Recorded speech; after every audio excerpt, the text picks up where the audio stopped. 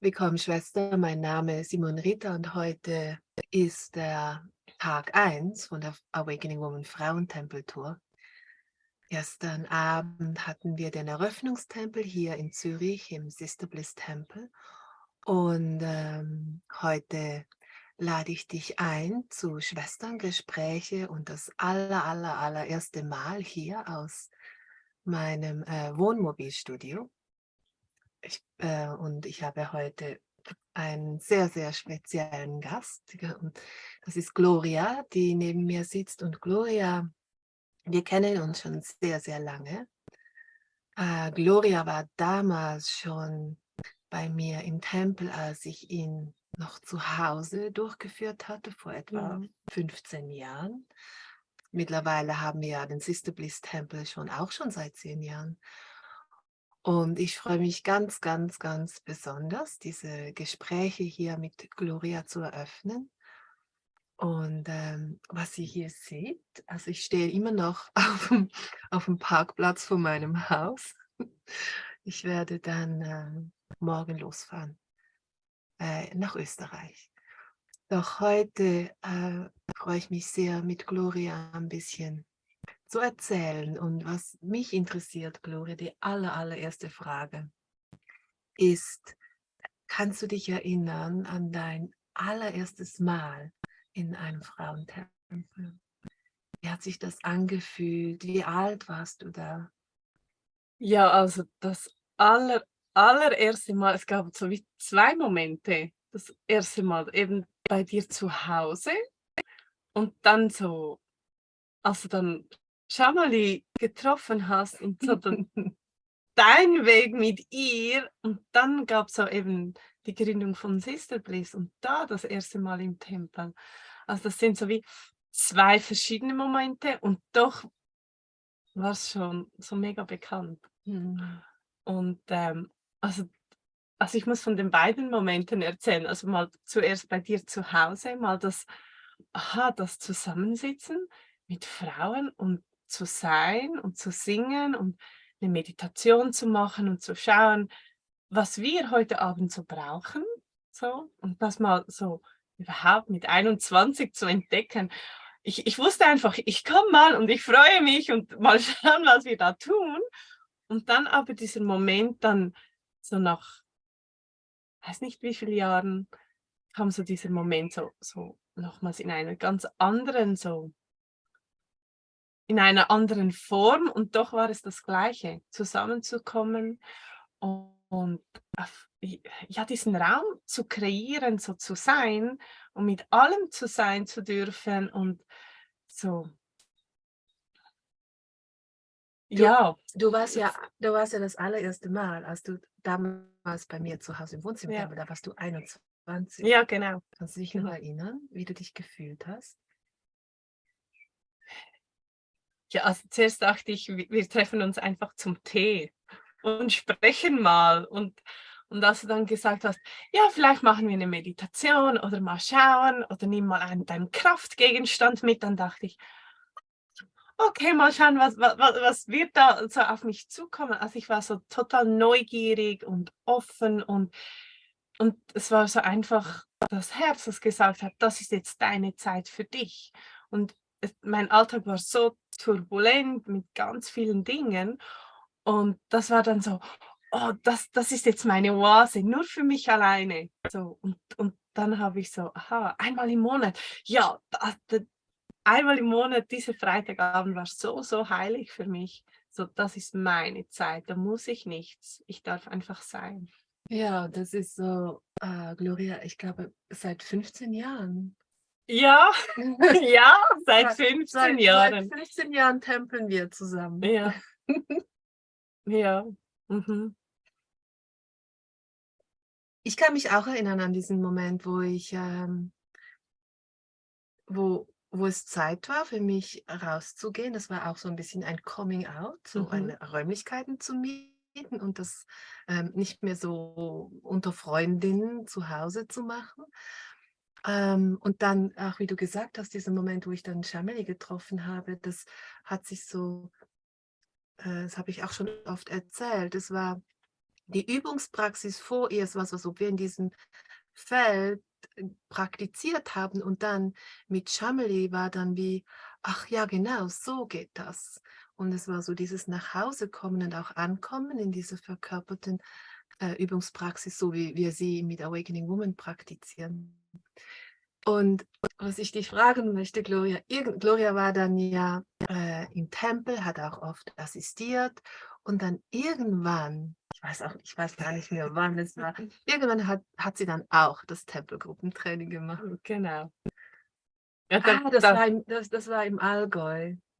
das war im Allgäu. Ja, Genau, ja, ja, genau. Und warum hast du dich dann entschieden, das Frauentempelgruppentraining zu machen? Ja, das entstand, wir hatten ja noch diese Samstage, so mit den verschiedenen Göttinnen. Und dann kam so dazu, dass ihr so nach Indien, immer so Februar nach Indien gegangen seid und wir dann so, nee, also der Tempel, der muss doch trotzdem stattfinden. Und dann war so, ja, also dann könnte ich ja das Tempeltraining machen und dann kann Sister Bliss weiter stattfinden, wenn ihr in Indien seid. Und ja, und dann war es wie klar, einfach das Tempeltraining zu machen, um diesen Raum zu öffnen und für diese Frauen, dass er einfach da ist, dieser Raum, immer, alle 2 Wochen oder am Anfang war es noch einmal im Monat und dann alle 2 Wochen. Und das war so, ja, ein klares Ja vom Herzen zu sagen, ja. Und jetzt habe ich so lange assistiert, jetzt mache ich auch noch das Tempeltraining, dann kann ich leiten und dann kannst du nach Indien und so kam das ja dann so Schritt für Schritt und es war dann so spannend. Dann dachte ich mir noch so, ja, jetzt habe ich doch assistiert, ich weiß doch alles. Und dann kam das Tempeltraining und dann hat es noch viel, viel mehr bewegt. Und es ist noch mehr in die Tiefe gegangen, also was das überhaupt heißt, einen Raum zu öffnen. Und, und das kann man nicht so, das Handbuch und so und so und so und so macht man es, sondern es ist so ein Praktizieren und mit dem zu gehen und so, was ist meine innerliche Haltung? Was möchte ich denn überhaupt eröffnen und wie? Und also es ist nicht nur einfach eine Mitte gestalten mit Blumen, sondern, aha, wie gestalte ich so diese Achtsamkeit und nicht das schnell, schnell, so wie man im Alltag Dinge erledigt, sondern okay, und wie öffne ich, dass die Frau dann so eintauchen kann in diesen unendlichen Raum vom Sein. Und ja, so, oder wie bereitet man sich dann vor und welches Thema? Und gibt es da eine Lektüre zum Frauenthemen, zu Weiblichkeit, zu keine Ahnung was so. Und das war so nochmal ganz, ganz anders im Training zu erfahren und zuerst den Bezug zu mir und meinem Tor und da noch was ganz anderes tiefer einzutauchen, um überhaupt seinen Raum zu öffnen. Und das war so ein Geschenk, dieses Training, dass man das so, ja, behind the scenes, so ein wenig so den Hintergrund zu verstehen, nicht unbedingt wieso, aber so es zu fühlen, aha, um das geht es. Und das kann man nur, wenn man das eben fühlt und erlebt, und das konnte ich so einfach in diesem Training erfahren. Ja, wie so vieles, was wir tun in unserem Kreis, ist ja so, dass wir uns an diese Orte nicht hinsprechen können oder nicht hindenken können, ja. sondern hinfühlen. Ja. So, was ich gerne von dir wissen möchte. Ja, bitte. Und zwar, Gloria, du hattest immer deiner Familie und deinen Freunden gesagt, dass du zum Meditationsabend kommst. Ja, und ich das weiß, ist und ich weiß auch, also auch aus meiner Erfahrung im Tempeltraining, dass es für viele Frauen nicht so einfach ist, auch diesen Begriff Frauentempel zu nutzen oder damit zu sein. Ja, wie ist das denn? Wie war das denn so für dich? ja, ja, also am Anfang konnte ich es ja selber gar nicht so fassen, was man da so tut und macht. und erlebt. Und dann war es so, ja, wir meditieren, ich gehe zum Meditationsabend. Und dann war es so, okay, die Gesellschaft kann es irgendwo einordnen und du bist doch noch irgendwie so, du gehörst zur Gesellschaft, du bist nicht so eine separate Sparte. Ja, und irgendwann so, nach einer gewissen Zeit sagte ich, ja, Frauenkreis, wir treffen uns und dann Frauen und ja, wir machen Übungen gemeinsam. Und auch noch heute, wenn die Frauen mich so fragen, ja, also was macht man denn da? Dann sage ich, komm einfach vorbei. Mhm. Mhm. Man muss es echt erleben und ja, oder wenn ich dann versuche zu erzählen und weißt du, jede Frau, die neu kommt, die sagt, es ist wie nach Hause kommen, das kann man nicht beschreiben. Das ist ein Gefühl, das muss man erleben. Mhm. Und daher lade ich einfach immer alle ein, komm, wenn dein Herz sagt ja, dann komm einfach und bist neugierig, es kann dir nichts passieren. Wir haben ja auch schon immer, also wir wollten das auch schon immer, einen offenen Tempel. Also unser Tempel in Zürich, der ist immer offen. Und wir haben auch ganz viele Frauen, die ganz neu zu uns kommen und die eben auf ihr Herz gehört haben. Und dann ist oft so, dann denken die, oh, es hat neue Frauen, vielleicht muss ich ein bisschen mehr erklären heute. Und gleichzeitig ist es so, dass man das, also es ist wie klar, dass das ihr Platz ist, der sie gerufen hat. Und dann ist es das, was wir tun oder die Art und Weise, wie wir auch nach dem Sisterhood Manifesto praktizieren, ist eigentlich das Natürlichste auf der Welt. So. Ähm, Ich möchte nochmals dich fragen, weil du hattest ja auch schon viele, viele Jahre praktiziert, bevor du das Tempeltraining begonnen, also das Tempeltraining absolviert hast, und du hast uns schon ein bisschen davon erzählt. War denn irgendetwas, was dich überrascht hat im Tempeltraining? Was mich überrascht hat. Ich glaube, ich bin immer wieder erstaunt, wie tief das geht und noch tiefer geht. Hm. Egal, wie oft ich dieselben Übungen schon gemacht habe. Hm. Und es geht wieder eine Schicht tiefer und noch tiefer und es wandelt sich so. Und es geht dann nochmals tiefer und dann erinnert man sich, genau, und plötzlich geht es viel einfacher in diesem neuen Moment, jetzt wieder. Also das ist eben, also aber so nicht diese Tiefe, wo man Angst haben muss, sondern es ist so dieses, das eben Praktizieren immer wieder mit dem Neuen und es verändert sich und dann, und heute ist es so. Aber es ist heute so, aber anders und gut anders, weil man merkt, man ist so im Prozess und es macht so frei und noch freier. Und dann kommt wieder vielleicht eine neue Welle, die vielleicht Angst und Unsicherheit so auslöst, aber es geht dann so, aber jetzt weiß ich ja und habe neues Vertrauen und es fließt dann anders wieder. Und am Anfang war es noch viel verknoteter oder verklebter und das ist so.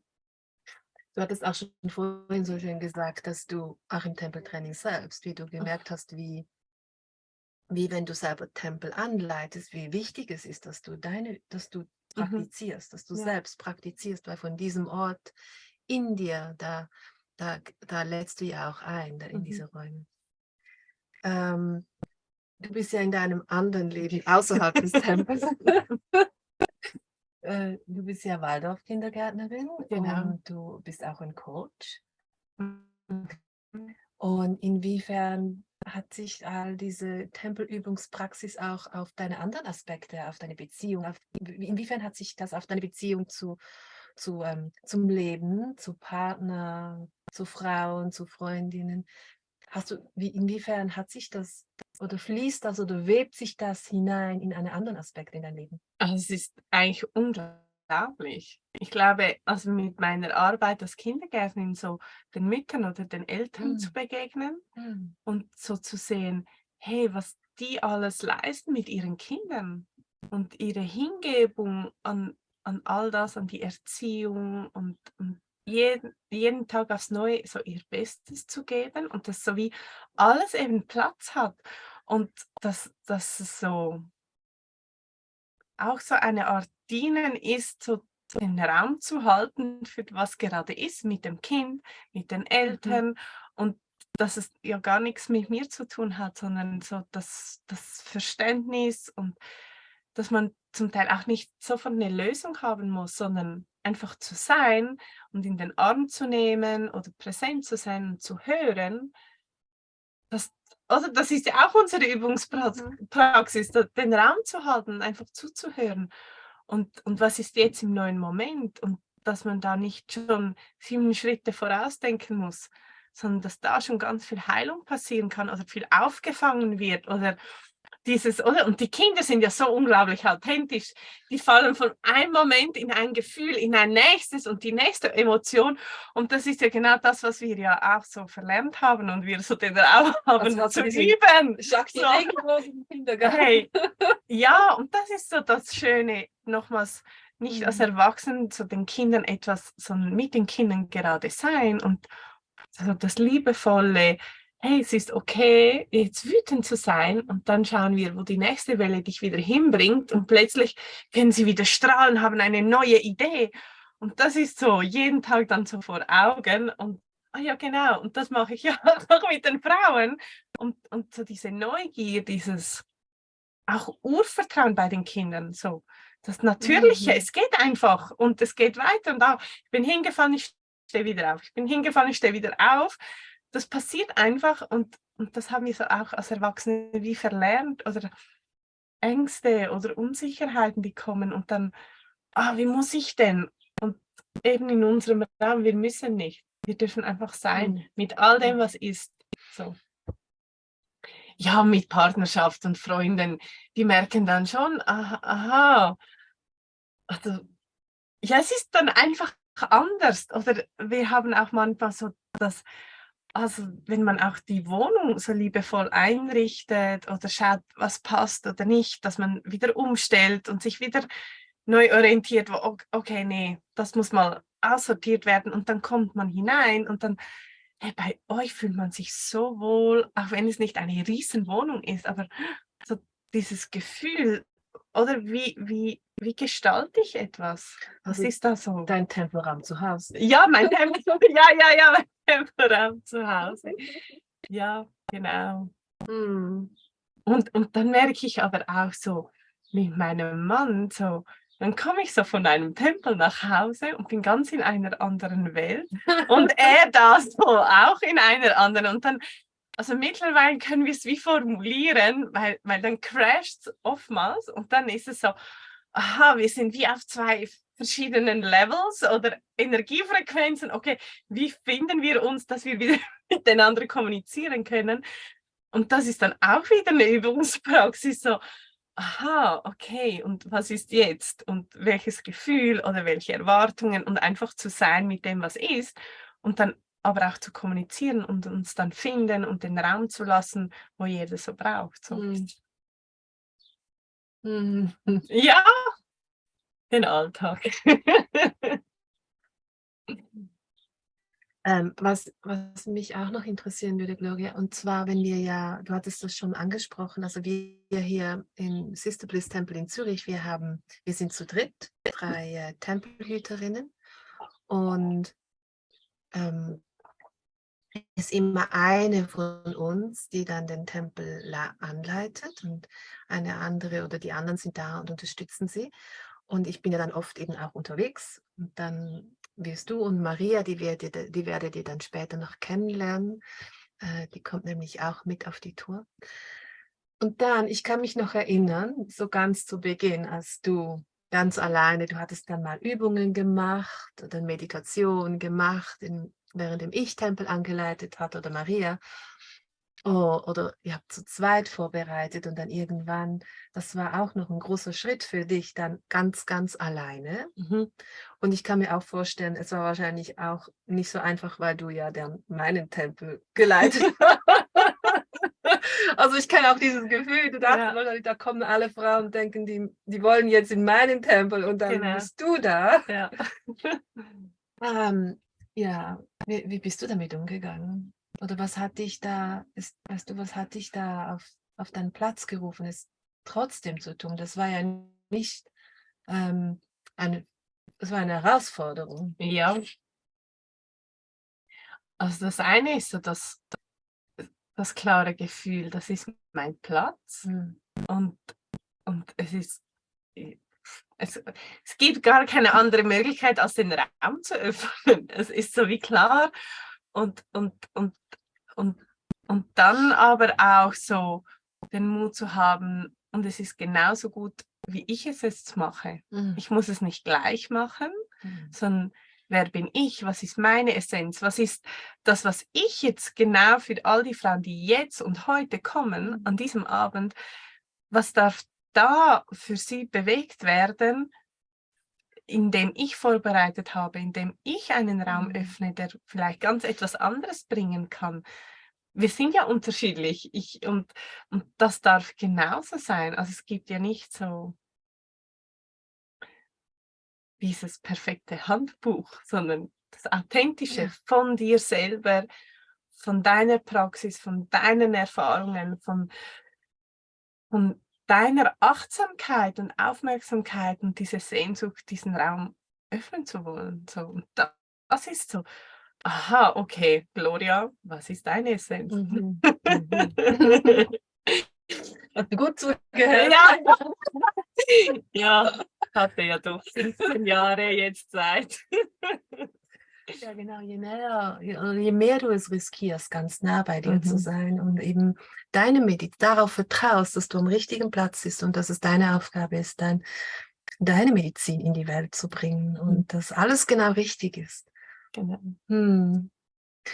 Ich kann nur sagen, so für mich, also immer wenn ich weg bin, bin ich weil dieser Tempel ist ja auch, vielleicht kennt ihr das auch, also es ist ja auch so ein bisschen wie mein drittes Kind. So. Und immer wenn ich weg bin, es ist so, ich habe so ein schönes und gutes Gefühl in meinem Herzen, weil ich weiß, dass dieser Tempel, und ich bin da wirklich eine Durga. Also ich bin da so, dass der geehrt wird, dass dieser heilige Raum geehrt wird und dass der bei dir in besten Händen ist. Und ich habe auch ist einfach auch so schön, weil ich weiß, wenn ich weg bin, dass es weitergeht und auch eben dich darin zu sehen, Mhm. auch dich darin zu Mhm. sehen über all Ja. diese Jahre, weißt du, Mhm. was für eine wundervolle Frau du bist, wie du aufblühst und wie auch dieses große Vertrauen von dir und dich immer und immer und immer wieder aufs Neue darauf einzulassen. Und das ist ja auch das Schöne, das hört ja nie auf. Das machen wir jetzt, das Fühlen, Küssen, Ja, Fließen machen wir jetzt ja, für den feel, Rest kiss unseres and Lebens. flow. Ja. Mhm. Mhm. Also für mich, ich bin so dankbar und fühle mich Mhm. auch reich beschenkt und ich weiß, das ist mein Tempel in deinen Händen, dass es das Allerbeste ist, das mir passieren kann, auch den so an dich zu übergeben. Mhm. Und Und auch so dann, ich kriege dann immer Fotos und Bilder vom Altar, wenn ich unterwegs Ja. bin. Ja. Ja, ich glaube, wir sind eigentlich schon fast am Ende. Ähm, Gibt es jetzt noch etwas ganz Wichtiges von dir, das unbedingt gesagt werden möchte? Ja, ich glaube, das hat mich vor Jahren so berührt, was du gesagt hast. Und ja, so die Danksagung an Jamali, dass sie so die Fackelträgerin ist Mhm. und das vor 18 Jahren begonnen hat. Und das geht so tief und dass sie diese Fackel immer weiter und weiter geht und du die Fackel trägst und alle wir die Fackel weitertragen und in die Welt hinaus, dass wir uns so vernetzen und dass das ja nicht mehr so der heilige Raum sein muss, sondern es sollte immer so sein. Natürlich im Alltag, bei jeder Mama zu Hause, bei jeder Frau zu Hause, oder es sollte ja um die ganze Welt, so egal wo. Und das ist so tief gegangen, das Bild von dieser Fackel zu tragen und noch mehr Feuer anzuzünden, also noch mehr, also das Feuer weiterzugeben, dieses Licht, diese Wärme, und eine Fackel nach der anderen weiter zu entfachen. Das für ist jede. total schön. So wird das ganze Leben zu einem heiligen Ritual. Genau. Ja, und auch was du gesagt hast, weißt du, in deiner Arbeit im Kindergarten, einfach die Frauen zu ehren. Ja. Und wir haben ja auch dieses wundervolle Sisterhood Manifesto und Ja. jede Frau ist als allererstes ist ja eine Schwester. Ja. Und einfach Danke zu sagen, dass ich durch dich überhaupt auf diese Reise eingeladen wurde. So. Ich habe es mir ja nicht gesucht. Es war einfach da und dann war ein klares Ja und diese Sehnsucht und diese Neugier und ich weiß zwar nicht was, aber ich gehe jetzt einfach mal Kaffee trinken und meditieren bei dir zu Hause und das ist dann so, ja, mich so auf eine unglaubliche Reise mitnimmt, wusste ich ja gar nicht. So. Oh, Gloria. Danke. Ja, es ist einfach ein Geschenk. Man kann es gar nicht so in Worte fassen. Nein, du bist auch ein Geschenk. Ja. Ja, ich glaube, was ich noch ein bisschen erzählen möchte, wo ich jetzt dann hinreisen werde. Und ich bedanke mich bei dir, Gloria, dass du hier warst. Ich danke dir, Und dass ich hier sein durfte. Für all das, was du in meinem Leben sonst noch bist. Und es war schön, mit dir so ein bisschen zurückzuschauen, einfach auch in diese letzten 15 Jahre. Ja, so Wahnsinn. Etwas möchte ich noch sagen. Wenn ich mit Gloria im Tempelraum bin, Jetzt kommt's. dann weil wir ja uns schon so lange kennen und auch schon so lange zusammen im Tempel sind, dann gucke ich dich nur an und du weißt ganz genau. Ja. Das ist so die hohe Schule der Tempelhüterin. Wenn ich mit meinem rechten Auge dahin gucke, was meine ich wohl damit? Ja. Ist total schön.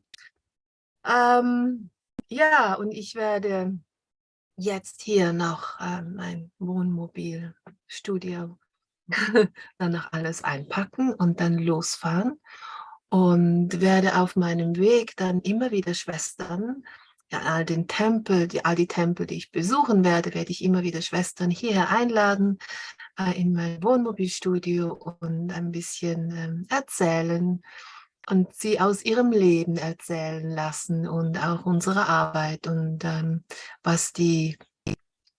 wie wichtig das ist, diese Übungspraxis eben auch nach außen zu tragen.